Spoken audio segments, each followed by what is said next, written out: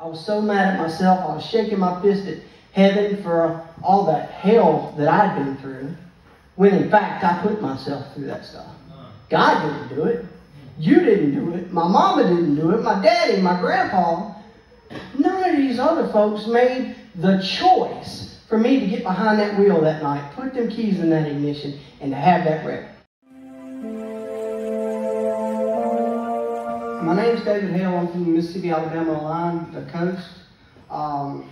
If you get to Highway 90, you've gone too far, and if you're at I-10, you're only about 2.5 miles from the house. So if any of you know that area, that's where I'm at.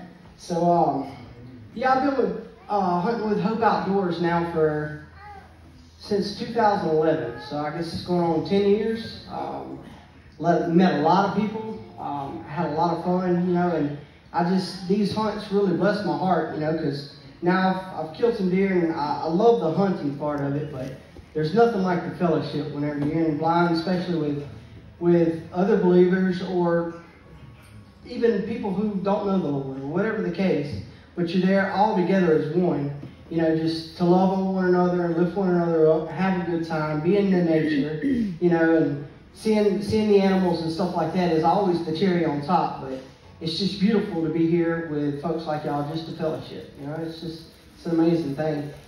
I didn't think, you know, when my mind at first, I thought I was a lost cause, you know, nothing would ever happen. I would never be able to hunt, get in the woods or anything like that. And, you know, long story short, and I'll get to my testimony, but I want to say that it wasn't within a month after I give my life to the Lord, a camouflage book bag on the back of my chair originated a conversation with another man who loves to hunt, who knows about Hope Outdoors, that just come ask a question. And then here we are 10 years later. So, I mean, so in saying that, you know, God's such a good Father. And he does so much for us, even at our lowest times. You know what I mean? When I thought all was lost, never would be, here we are. And go figure, I'm up here on the stage to share my testimony with some others here. You know, it's awesome. So, in my younger years, the late nights, the barroom behaviors and stuff like that, that's all I really grew up knowing, should I say. My father I didn't really have much relationship with a father. He was in the penitentiary most all my life. So, and my mother at one time was pretty wild. So my grandfather was my father, my mother, my everything. Raised me great, I had everything in the world. I was just young. Is that me? All right, if I stand up out my chair and start running that way, y'all don't laugh too hard. Say, it's a miracle, he can walk. So, anyhow, my grandfather raised me. I was spoiled. You know, he was retired Air Force, stuff like that. Growing up in that lifestyle, I've seen many people killed in cars and in wrecks and on motorcycles for drinking and driving, doing the wrong things, knowing better. You know, it's advertised in front of us everywhere, but yet it seems like sometimes we believe it can happen to you, and you, but it's not going to happen to me. Yeah. Not me, I'm special. And so we went and got in the car and went out to a cow field up there in Hurley, Mississippi. He was burning pallets, a bunch of teenagers, you know, four-wheelers, ATVs and stuff like that, just out there having fun. Most of them, that's what they did all the time. You know, me, I was out there just up to no good. We all left and scattered, and the guy I was with will say he was passed out in the passenger seat, and I was driving, knowing that I shouldn't be doing 120 miles an hour on a country 2-lane road, and went around a caution curve and didn't make it, you know. Pulled the emergency brake.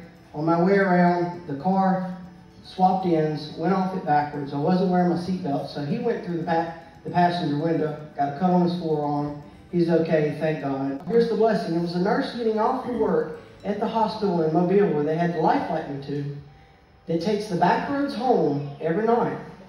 You know, and what they say is that there was one headlight was crushed, and the other headlight for 2.5 hours had just been sitting there shining. So it was almost dead, you know, the battery almost dead. And so it's amazing to me that car that far down there, shining up through a bunch of trees, and her coming home from work at that time in the morning, that she would have noticed anything out of the norm. She tells me later, a good couple of miles down the road before she comes back, because just something wasn't right. And she looked down there and there's that car. You know, so she calls 911. That's the first blessing there. You know, I shouldn't be alive. No, I shouldn't have been found. No.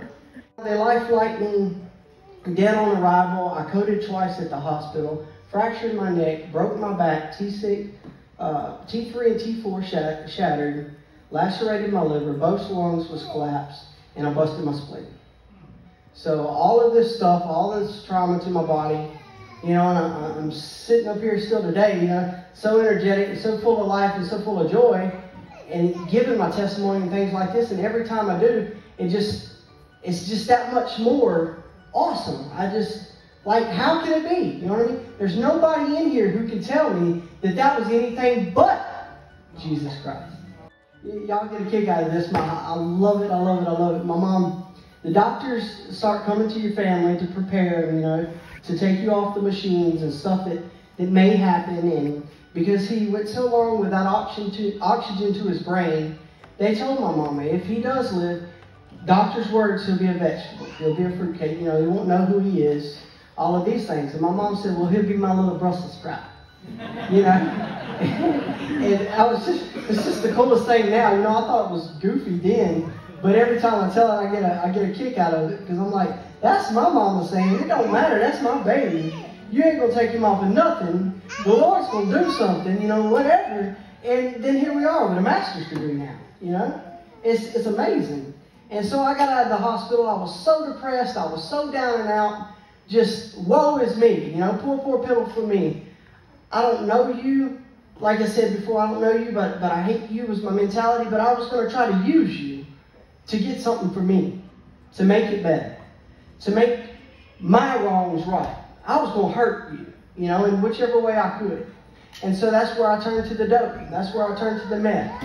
That's where my addiction started. And so what I thought was my rock bottom, what most people in this room would say, hey, this guy just got in this wreck and lost it all, per se, lost everything. Wouldn't that be the moment that he would say, hey, something's got to change. Let's turn this around. No, it wasn't. My rock bottom's different from yours, and yours from mine, and everybody in this room. It's just like fingerprints. Nobody's in here is the same, right? I was so mad at myself. I was shaking my fist at heaven for all that hell that I'd been through, when in fact I put myself through that stuff. God didn't do it.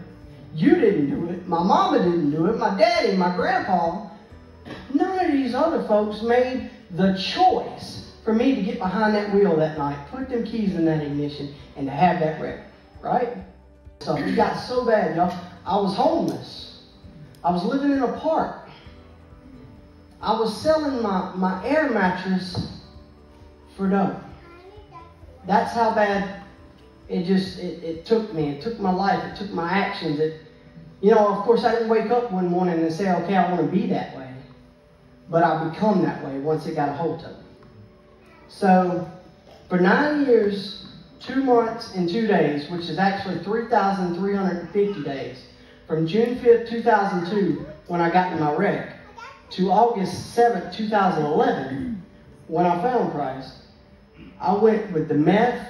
I was homeless. My health went to crud, to crack cocaine, to getting felony counts, to catching hepatitis, sharing drug needles with other people, bad, death in this wheelchair. You know, you hear the song, I was a dead man walking. Well, I was a dead man rolling every day of my life.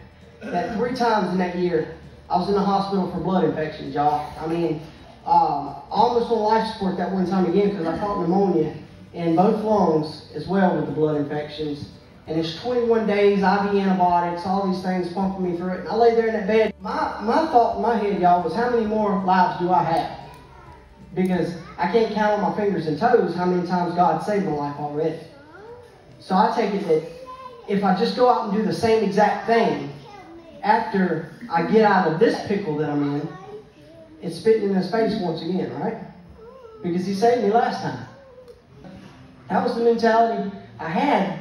I was telling the pastor earlier in the tent, I kind of look at the Lord like he's got this weird but amazing sense of humor. Like he's a comedian too, with the things he does. How he does things a lot of times. Because I got out of that hospital, y'all, and my mom and them had said that they went to a church, a local church there in town, to pray for me while I was in the hospital. And when I got out of church, in my head, I'm thinking it was still that pride, y'all. I said, I don't want these people in town to see me rolling down the side of the road in my wheelchair, fundraising or whatever I might be doing, and wondering why I didn't come to the church and, say thank you. So that's how God got me in the church, was me being me, my bad mind, my bad thoughts, that pride, that big head, I didn't want y'all to see me rolling in town and not come to church. So I went. Y'all know what I did? I went and right through the front door. Say this is the front door right here. I sit right here. Right back there, I didn't want to say much to anybody. Really want anybody to know I was there.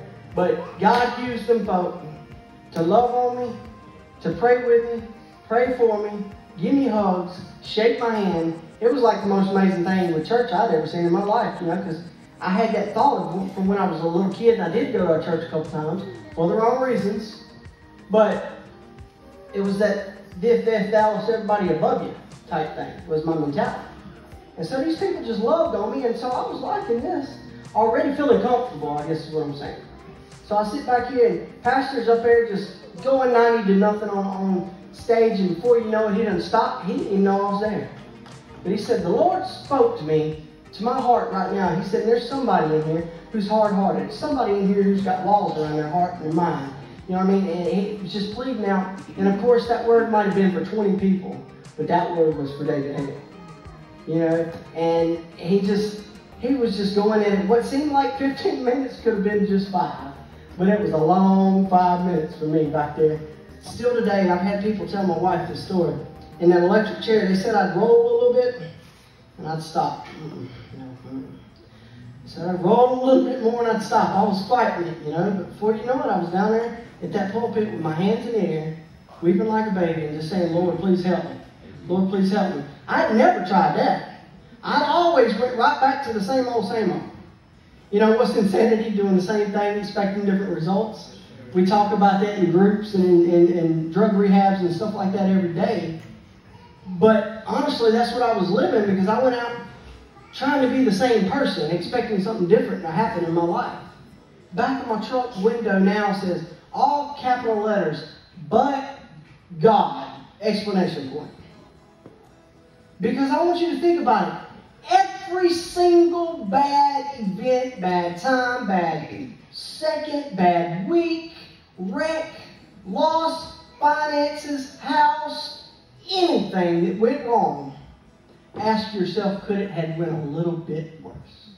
Could it have been just a little bit worse? Should I even be sitting here listening to this guy right now? I would have thought I'd be dead.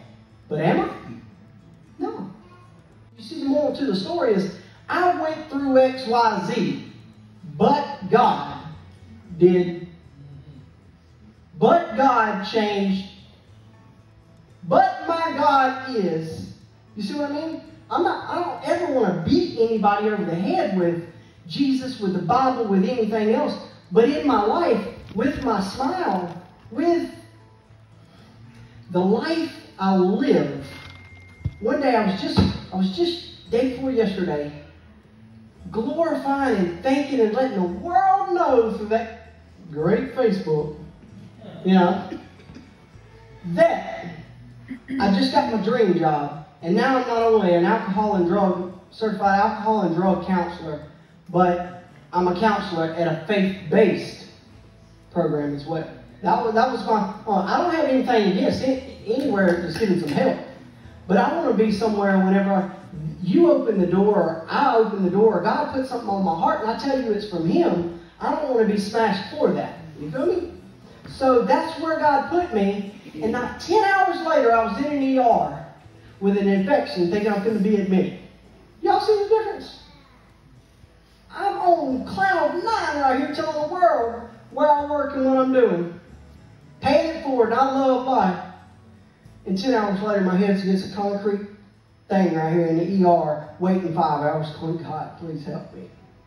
God, please help me. In the last 5 years, if I got the opportunity to give my testimony 10 times, you know how many curveballs I was thrown, how many infections I got, how many times I was in the hospital, how many something went wrong with my truck, whatever. Something's going to happen every time you get the opportunity to go boast about, to go testify how good God is, right? Y'all tell me I'm lying. I'm not. Y'all know it. It happens day in and day out. But God made a way. But instead of me saying, okay, I'll put it off until Monday, that way I can get down there and go give my testimony. I can go sit in fellowship with some good Christ-like people. I can go have a good time. I'm going to sit right here because I know this is what I need to do, Lord. If it's your will for me to be in the hospital, or if I need to talk to a nurse, or whatever the case, I'm here, Father. Let's fight the fight. Let's run the race, or roll it, however you want to do. But let's do that to win the prize. That prize is Jesus Christ. And somewhere or another, that prize is the Lord. That said, the transition, new life, accepted the Lord, y'all. That month, I got out and said, here was my, not me, let me take that out of there. Here was what the Lord gave me a thought to go with, and that was, how can things change? What can be different? All right, so that was everything I had done before was wrong. So do a 180. That was it, 180, that was my number. Whatever I did before, if it was a bar room and karaoke and George Strait and some carrying your love with me, that was a good time, it needed to be the church house and the church choir. And look what the Lord has done. And my God's an awesome God. You see what we just did there? A complete 180. Totally the other way. And it started working for me. It didn't start working for me. It was just my equation to all things. And so that 9th grade education, like I said, went to a GED to associate's degree, associates to bachelor's to master's. And here we are working on provisionally for a licensed professional LPC counselor. With a 9th grade education, y'all. So there ain't nothing in here that if we set our mind, our heart, our prayers, our life, our actions to back that up, because we pray about it all day long. But that's about like saying, God, give me some money, and going sitting on our couch and putting our feet on the table and saying, and expecting the bills to be paid, right? It ain't going to happen. But if we get up and seek and knock on those doors are going to open, the Lord's going to bless us, and before you know it, one wrong is going to be made right, and it's going to continue. Curveballs will come, but let's hit them, y'all. Let's at least swing the bat. That said, man, so here we go. I'm clean. Have been since 2011. It was a little bit before that, but that's what I use as my sobriety date. In every group, in every class I teach, and everything I do was the day I was baptized and born again. August 7th, 2011, because that's when the new man really started, I ain't been perfect since then, and never will I be, but I got a king that I know I can go to who's going to help me make whatever I need right. Here's something I like to share with every group of anybody I speak to, and it's this right here. The past may have contributed to your current problems, but the past is never the problem. To function effectively, people need to live in the present and take steps to create a better future. We can only satisfy our needs in the present, and what has happened is over and it cannot be changed. The more time we spend looking back, the more we avoid looking forward. And here it is. This is it. Y'all take this, and it ain't free. I ain't charging you for it. History is not our destiny, and even though our past has propelled us to our present, it doesn't determine our future. It's what we do right now, folks. I mean, we're made up of every single good, bad, and in between that we've ever done, y'all, right now. Sitting in this room, listening to me, loving the Lord, we're made up of all of that. But it's what we choose. You hear that? Choice? It's what we choose to do right now. It's going to change everything that's to come. All of it. Whether we got a disability or whether we don't have a disability. Whether we have a limitation or we don't have a limitation. Here's something I try to live by, and that's pay it forward and adapt and overcome. You know, whether it's a disability or whether it's not, there's an adaptation, there's some kind of modification to help us be able to do it. So all we have that stands in between that is an excuse. Look it up, breakingchainsonwheels.com. Y'all just reach out to us. We'll help in any possible way we can. But I love y'all. Thank y'all for giving me the opportunity to speak, and reach out to us if we can ever help.